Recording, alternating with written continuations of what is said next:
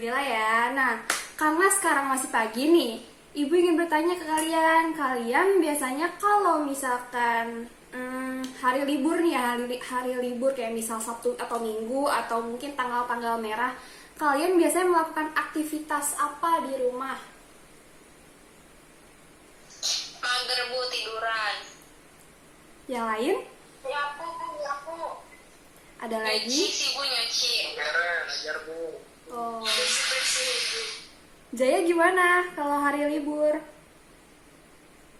Saya belajar bu. Kalau Pipa?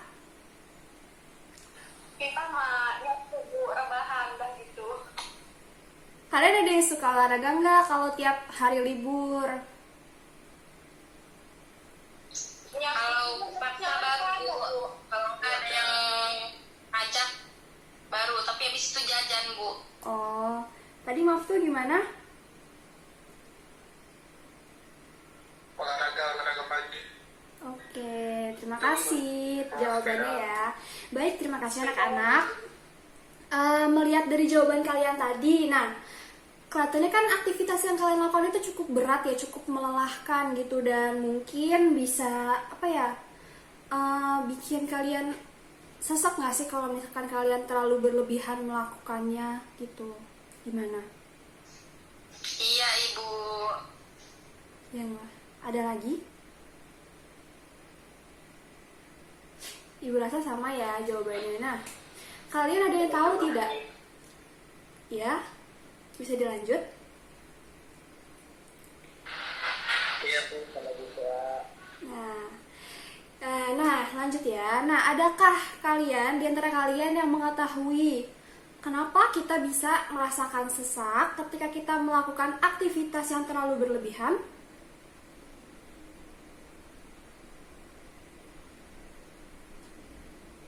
Saya bu, Iya, silakan. karena dengan melakukan aktivitas berlebihan, maka kebutuhan oksigen tubuh pun meningkat bu. Jadi tubuh akan berusaha mencari oksigen sebanyak-banyaknya bu. Ya, jawabannya bagus ya. Kita apresiasi untuk keberanian Jaya menjawab nih. Bagus sekali. Nah, jadi jantung itu dapat merasakan sesak karena jantung sedang berusaha untuk memompa dan mengedarkan darah yang mengandung oksigen ke seluruh tubuh kita. Nah, begitupun dengan bantuan dari paru-paru, mereka saling bekerja sama untuk mengedarkan oksigen ke organ-organ tubuh yang memerlukan oksigen ya, karena tadi itu bekerja terlalu banyak, terlalu beban gitu, kalian akan merasakan kekurangan oksigen gitu ya. Nah, jantung dan paru-paru juga akan menampung oksigen yang sebanyak mungkin serta berusaha mengeluarkan karbon dioksida gitu agar terjadi sirkulasi. Oke. Nah, kenapa jantung itu tidak pernah merasakan kelelahan dan tidak pernah berhenti sejenak? Ada yang tahu jawabannya? Kalau berhenti kan mati bu. Ya, bagus. Ada lagi yang bisa menjawab? Alasannya, kenapa seperti itu? Ini Karena memang jantung. Silakan Jaya. Karena jantung memiliki otot yang berbeda bu. Oke, tadi Pipa ingin menjawab? Ya, jantung kan bekerja secara tak sadar bu. Ya, oke. Baik ya, sekarang Ibu akan coba share screen untuk menjawab pertanyaan yang tadi ya.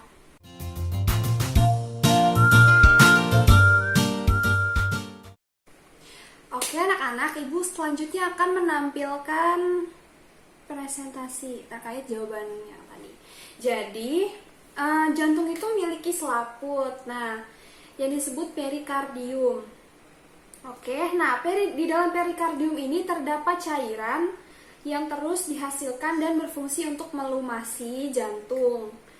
Nah, cairan ini disebut dengan perikardiar. Perikardiar ini jadi akan terus melumasi jantung agar jantung itu tidak merasakan kelelahan ketika bekerja.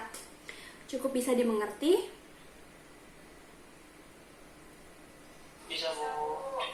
Baik, Ibu akan lanjut ke struktur jantung ya. Ibu akan jelaskan.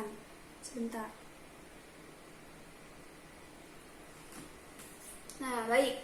Jadi, di dalam jantung ini terdapat 4 ruang, yaitu ada bilik, bilik kanan, bilik kiri, kemudian serambi kanan dan serambi kiri. Nah, masing-masing ruang tersebut memiliki katup di dalamnya. Katup tersebut berfungsi untuk memisahkan ruang yang mengandung oksigen dan juga karbon dioksida, sehingga karbon dioksida serta oksigen tersebut tidak tercampur darahnya gitu. Selanjutnya, selain itu kerja jantung juga dibantu oleh wadah penyalur darah, yaitu disebut pembuluh darah. Ada yang tahu pembuluh darah itu ada apa saja?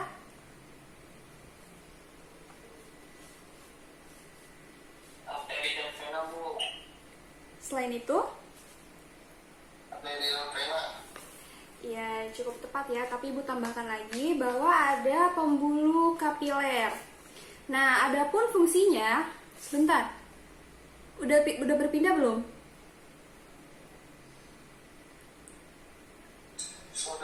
Oke.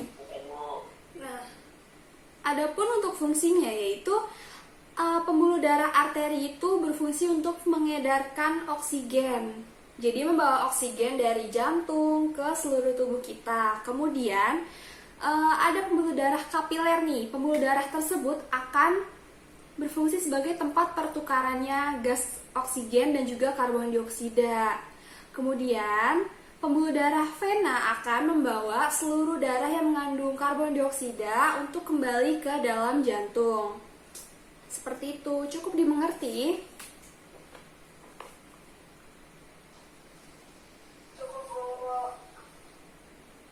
Baik. Iya, Bu.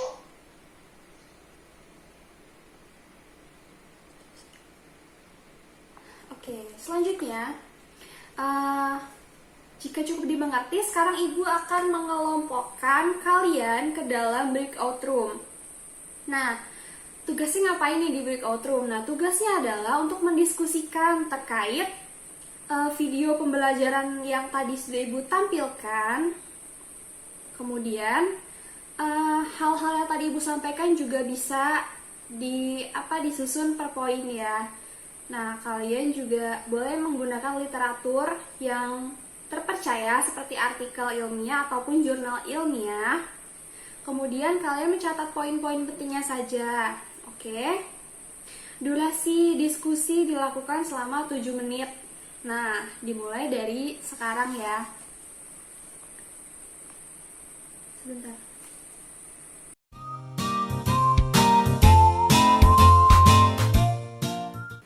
Baik, saya lihat Jaya angkat tangan ini. Halo kelompok 2, apakah ada yang bisa Ibu bantu? Melihat ini ada Jaya yang raise hand dari breakout room. Mohon maaf, Bu. Saya ingin bertanya. Ya, Jadi, kami itu harus mendiskusikan apa, Bu ya? Soalnya tadi dengan saya kurang stabil, Bu. Jadi saya tidak bisa mendengar suara Ibu dengan jelas. oh baik. Terima kasih, Bu. Baik, akan diulang ya. Jadi, sekali lagi nih Ibu jelaskan bahwa kalian akan masuki breakout room. Sekarang kan sudah di breakout room ya, kelompok 2. Nah, tugas kalian adalah mendiskusikan terkait alur peredaran darahnya. Yang tadi sudah Ibu jelaskan ya. Nah, mengalir dari mana ke mana, kemudian ada penyakit apa saja gitu. Terus, ada pembuluh darah apa saja yang berfungsi dan bekerja gitu. Ada yang mau ditanyakan lagi? Baik, Bu. Terima kasih banyak atas jawabannya, Bu. Ya, Jaya. Yang ingin bertanya silakan raise hand ya. Mau bikin bertanya, Bu. Oke, maaf tuh, silakan. Kenapa pembuluh darah memiliki fungsi yang berbeda, Bu? Terima kasih, Bu.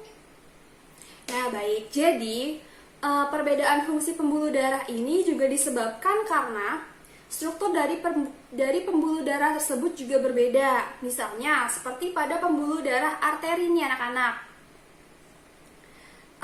Jadi dinding pembuluh darah arteri itu bertekstur tebal, kemudian kuat dan elastis.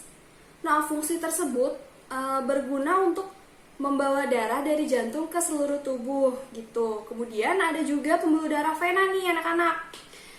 Dengan tekstur dindingnya itu yang tipis, kemudian tidak elastis. Nah, struktur tersebut menunjang untuk pembuluh darah vena itu membawa darah untuk kembali ke dalam jantung. Begitu Maftu, cukup dimengerti? Ya Bu, cukup jelas Bu. Baik, Terima kasih Bu. sama-sama. Ada lagi?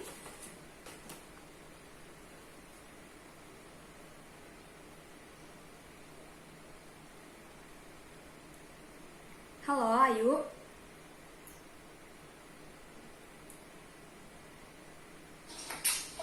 Izin bertanya Ibu, Iya, silakan.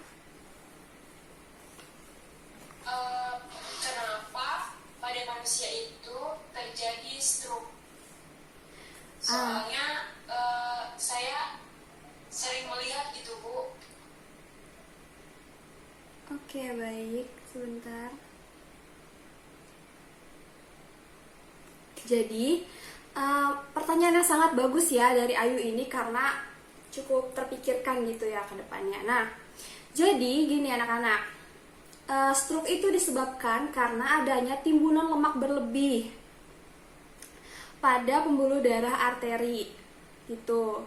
Nah, seperti yang sudah Ibu jelaskan tadi terkait fungsi dari pembuluh darah arteri yang bertugas untuk mengedarkan oksigen ke seluruh tubuh. Nah, karena oksigen tersebut mengalami penyumbatan ya ketika ingin mengalir, mengalami penyumbatan karena adanya timbunan lemak, maka organ-organ itu tidak mendapatkan suplai oksigen dengan kadar yang seharusnya gitu, sehingga mempengaruhi kinerjanya.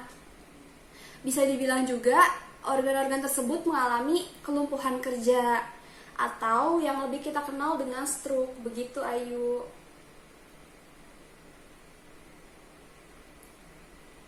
Apakah sudah cukup jelas penjelasan dari Ibu? Jelas Ibu. Baik, terima kasih ya.